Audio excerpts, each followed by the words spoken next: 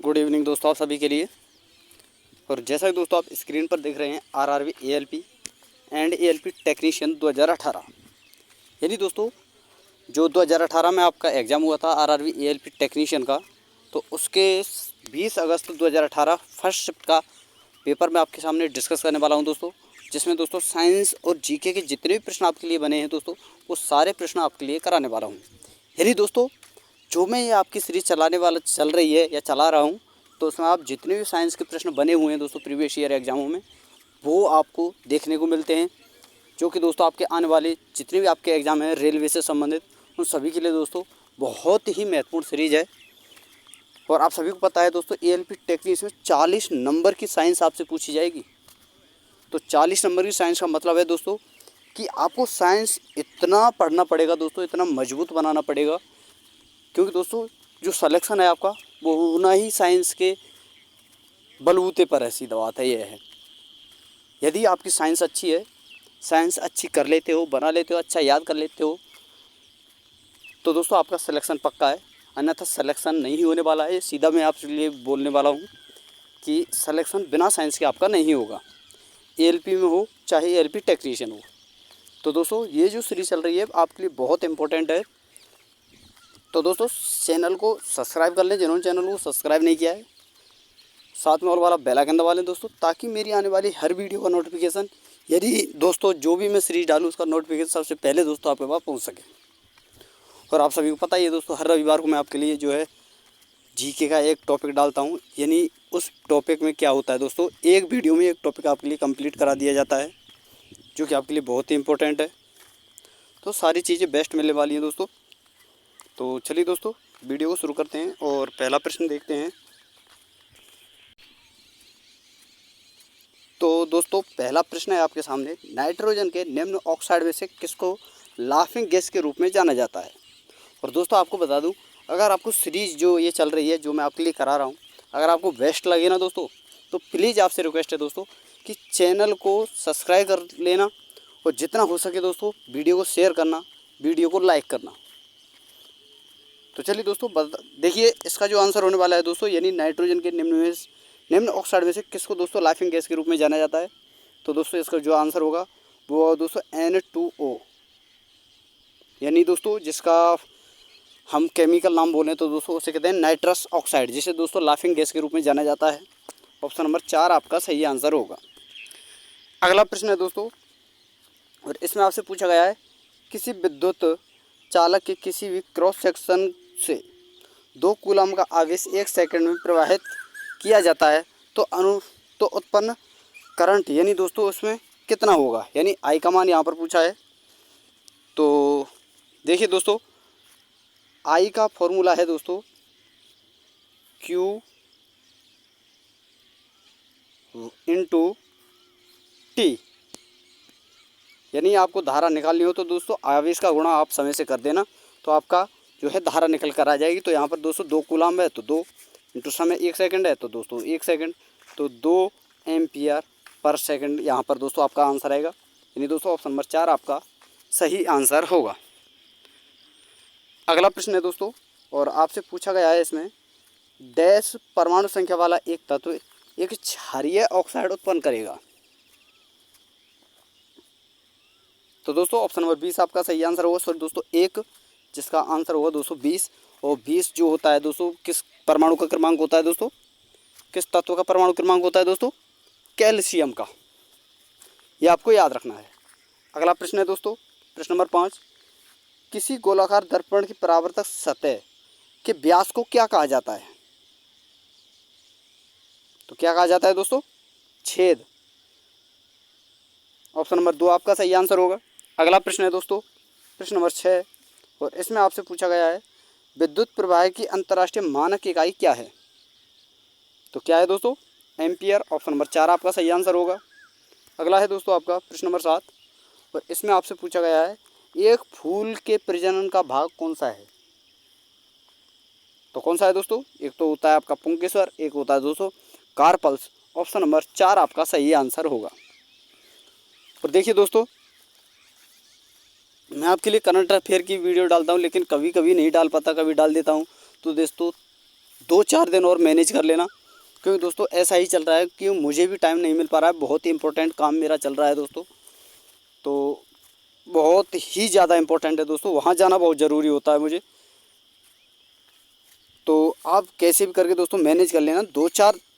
4-5 दिन के बाद दोस्तों मैं आपके लिए रेगुलर वो वीडियो डालता रहूँगा। और आप सभी को पता ही है दोस्तों, ये सीरीज़ जो आपकी डली जाती है शाम को 10 बजे, और हर रविवार को दोस्तों आपको जो है जीके का वीडियो डाल देता हूँ, जिस वीडियो में दोस्तों आपका एक वीडियो में टोटल जितने भी क्वेश्चन होते हैं दोस्तों उस टॉपिक से संबंधित जो मैं आपके लिए उस वीडियो में कराता हूँ, उस वीडियो की दोस्तों थ्योरी, उस टॉपिक की थ्योरी और प्रैक्टिस सेट में साथ में कराता हूँ। तो वो वीडियो भी आपके लिए दोस्तों इम्पोर्टेंट होती है। तो देखिए, शुरुआत में बोल चुका था, अब फिर बोल रहा हूँ दोस्तों, जो मुझसे होगा दोस्तों आपके लिए वो सब कुछ करूँगा, बेहतर आपको देने की कोशिश करूँगा। बशर्ते दोस्तों बस आपसे एक ही रिक्वेस्ट है मेरी कि प्लीज़ आप दोस्तों चैनल को सब्सक्राइब कर लिया करें, जिन्होंने चैनल सब्सक्राइब नहीं किया है। और दोस्तों देखिए, आपसे रिक्वेस्ट है कि दोस्तों वीडियो को अगर जितना हो सके दोस्तों वीडियो को शेयर किया करें दोस्तों, वो वीडियो को लाइक किया करें। अगला प्रश्न है दोस्तों, चलिए ये सब बातें छोड़िए, अगला प्रश्न देखते हैं अब। और इसमें आपसे पूछा गया है, न्यूलैंड के आवर्त वर्गीकरण में 10वां तत्व निम्नलिखित में से किसके जैसा दिखता है। न्यूलैंड्स का देखिए दोस्तों अष्टक नियम था, यानी दोस्तों प्रत्येक 7 तत्व के बाद यानी 8वां जो तत्व होगा वो दोस्तों प्रथम तत्व के समान होगा। तो यहाँ पर हम देखेंगे, देखिए एक, मान लीजिए दोस्तों ये प्रथम तत्व है इस प्रकार, तो 2 3 4 5 6 7 8 9 10, ये 10 तत्व हुए। तो 1 2 3 4 5 6 7, 7वां तत्व इस तत्व के यानी 8वां तत्व पहले तत्व के बराबर दिखेगा। तो दूसरा, तो इस प्रकार दोस्तों यहाँ पर ये 8वां होगा तो पहले के बराबर, 9वां होगा तो दूसरे के बराबर, और तीसरा होगा तो दोस्तों जो 10वां होगा तो आपका तीसरे के बराबर दिखेगा। तो सीधा सीधा यहाँ पर आप इस प्रकार कैलकुलेट कर सकते हैं। तो ऑप्शन नंबर 4 आपका सही आंसर होगा। अगला प्रश्न है दोस्तों प्रश्न नंबर 9, और यहाँ पर आपसे पूछा गया है, खाने का नमक दोस्तों NaCl जो होता है किससे बना होता है। तो किससे बना होता है दोस्तों, एक मजबूत अम्ल और एक मजबूत क्षार के द्वारा बना होता है। यानी दोस्तों आपको याद रखना है, जो NaCl यानी सोडियम क्लोराइड जो होता है, इसका जो pH मान होता है ना दोस्तों वो आपका 7 होता है, और कई बार एग्जाम पूछा गया है, तो ये आपको याद रखना है। अगला है दोस्तों आपका प्रश्न नंबर 10, विश्व की सबसे कम भार वाला उपग्रह कलमसैट, जिसे नासा ने जारी करते हुए नया विश्व कीर्तिमान स्थापित किया, का रूपांकन किसने किया है। तो किसने किया है दोस्तों, रियाज सरूख ने। ऑप्शन नंबर 1 आपका सही आंसर होगा। अगला प्रश्न है दोस्तों प्रश्न नंबर 11, अवतल दर्पण का उपयोग यह नहीं है, यानी इनमें से किसका उपयोग जो है दोस्तों अवतल दर्पण के रूप में नहीं किया जाता। तो किसका दोस्तों, रियर व्यू दर्पण के रूप में दोस्तों जो है अवतल दर्पण का उपयोग नहीं किया जाता, वहाँ पर उत्तल दर्पण का जो है प्रयोग किया जाता है, ये आपको याद रखना है। अगला प्रश्न है दोस्तों प्रश्न नंबर 12, आत्मकथात्मक लेखन on my terms from the grass roots to the corridors of power, जो ये पुस्तक है इसके लेखक कौन है दोस्तों। तो वो है दोस्तों आपके शरद पवार। ऑप्शन नंबर 3 आपका सही आंसर होगा। और अगला प्रश्न है दोस्तों प्रश्न नंबर 13, इसमें आपसे पूछा गया है, डैश आनुवांशिक सामग्री के वाहक हैं। तो आनुवांशिक सामग्री के वाहक कौन है दोस्तों, जीन। ऑप्शन नंबर 2 आपका सही आंसर होगा। यानी जो है दोस्तों आनुवांशिक जो क्रियात्मक इकाई जो होती है वो दोस्तों जीन होती है, आपको याद रखना है। अगला प्रश्न है दोस्तों प्रश्न नंबर 14, और इसमें आपसे पूछा गया है, किसी संकुचित स्प्रिंग में सामान्य लंबाई के स्प्रिंग से अधिक ऊर्जा होती है, क्योंकि स्प्रिंग संकुचित होने के कारण इसमें निम्न में से क्या होता है दोस्तों। तो जब संकुचित जो स्प्रिंग होती है दोस्तों, तो उसमें कौन सी ऊर्जा होती है दोस्तों, स्थितिज ऊर्जा। ऑप्शन नंबर 2 आपका सही आंसर होगा, ये आपको याद रखना है। अगला प्रश्न है दोस्तों प्रश्न नंबर 15, और आपसे यहाँ पर पूछा गया है कि निम्नलिखित तत्वों में से किसमें कुल 3 कोष और बाहरी कक्षा में दोस्तों 8 इलेक्ट्रॉन होते हैं। तो किस में होते हैं दोस्तों, ऑर्गन में। और ऑर्गन का जो परमाणु क्रमांक जो होता है दोस्तों वो 18 होता है। और 18 को हम किस प्रकार दोस्तों जो है उसका जो ऑर्गन का जो इलेक्ट्रॉनिक विन्यास है उसे किस प्रकार प्रदर्शित करते हैं दोस्तों, 2 8 8 इस प्रकार दोस्तों। तो यहाँ पर फर्स्ट संख्या, सेकंड संख्या, थर्ड संख्या, यानी दोस्तों ये संख्याएं जो होती हैं क्रम वाइज, ये जितनी बार ये संख्याएं आती हैं उनका मतलब है दोस्तों उनमें इतने ही कोष होते हैं। यानी यहाँ पर ये 3 संख्याएं हों दोस्तों, तो यहाँ पर ये 3 कोषों की होगी और अंतिम कोष आपका ये होगा जो दोस्तों जिसमें आपको दिख रहे हैं दोस्तों 8 इलेक्ट्रॉन। तो इस प्रकार दोस्तों ऑर्गन को जो है दर्शाया जाता है, इसका इलेक्ट्रॉनिक विन्यास दर्शाया जाता है, ये आपको याद रखना है। अगला प्रश्न है दोस्तों प्रश्न नंबर 16 और इसमें आपसे पूछा गया है पुर्तगालियों द्वारा वर्ष 1662 में इंग्लैंड के राजा चार्ल्स द्वितीय को पुर्तगाल के राजा की बहन से शादी करने पर दहेज के रूप में किस भारतीय शहर को उपहार स्वरूप दिया जाता था, सॉरी दोस्तों दिया गया था। तो किसे दिया गया था दोस्तों, मुंबई को। ऑप्शन नंबर 4 आपका सही आंसर होगा। अगला प्रश्न है दोस्तों आपका और इसमें आपसे पूछा गया है एक तत्व का परमाणु भार यानी दोस्तों W और परमाणु संख्या दोस्तों N है, इस परमाणु के केंद्र में प्रोटॉनों की संख्या क्या होगी। तो क्या होगी दोस्तों N, परमाणु भार ये है और परमाणु संख्या ये है, तो न्यूट्रॉनों की जो कि प्रोटॉनों की संख्या क्या होगी दोस्तों N, यानी दोस्तों जो प्रोटॉनों की संख्या होती है वही दोस्तों परमाणु संख्या होती है, यानी दोस्तों परमाणु क्रमांक होता है, ये आपको याद रखना है। और दोस्तों जितना प्रोटॉन होते हैं उतना ही दोस्तों नाभिक में इलेक्ट्रॉन भी होते हैं, ये भी आपको याद रखना है। तो यहाँ पर इसका आंसर एक होगा दोस्तों N। अगला प्रश्न है दोस्तों इसमें आपसे पूछा गया है मानव शरीर का pH स्तर क्या होता है। तो कितना होता है दोस्तों 7 से 7.8 तक जो है मानव जो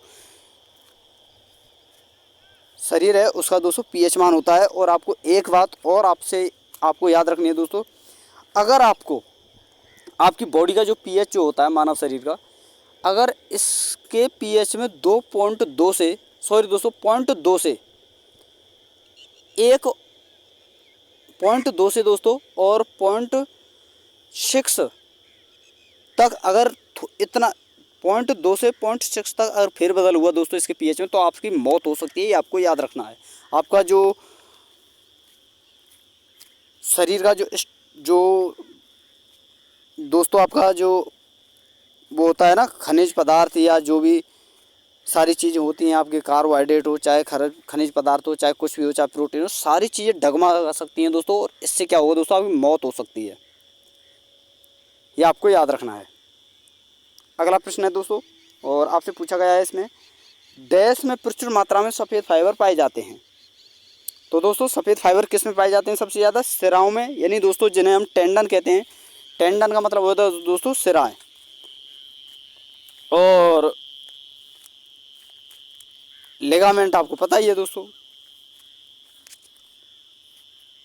तो किस में प्रचुर मात्रा में दोस्तों सफ़ेद फाइबर होते हैं, सिराओं में। ऑप्शन नंबर 3 आपका सही आंसर होगा। अगला प्रश्न है दोस्तों प्रश्न नंबर 20 और इसमें आपसे पूछा गया है निम्नलिखित में से किसका उपयोग इत्र बनाने के साथ साथ दोस्तों स्वाद के एजेंट बनाने के लिए किया जाता है। तो किसका किया जाता है दोस्तों, एस्टर का। ऑप्शन नंबर 1 आपका सही आंसर होगा। और इसी प्रकार दोस्तों अगला प्रश्न है आपका, इसमें आपसे पूछा गया है निम्नलिखित गतिविधियों में से किस में काम नहीं किया गया। तो अश्विन दौड़ रहा है, इसमें काम हो रहा है दोस्तों। अश्विन चल रहा है, हो रहा है दोस्तों। अश्विन बस में चढ़ रहा है, यानी बस में बैठा होता और बस चल रही होती तो काम नहीं होता अश्विन के द्वारा, बस के द्वारा तो होता लेकिन अश्विन के द्वारा नहीं होता। लेकिन यहाँ पर अश्विन प्लेटफार्म पर भी खड़ा है, तो इसका मतलब दोस्तों वो कार्य नहीं कर रहा है, वहाँ पर खड़ा हुआ है। तो ऑप्शन नंबर 1 आपका सही आंसर होगा। अगला प्रश्न है दोस्तों इसी प्रकार और इसमें आपसे पूछा गया है मान लें एक काल्पनिक ग्रह जिसका द्रव्यमान और त्रिज्या दोनों पृथ्वी के आधे के बराबर हैं।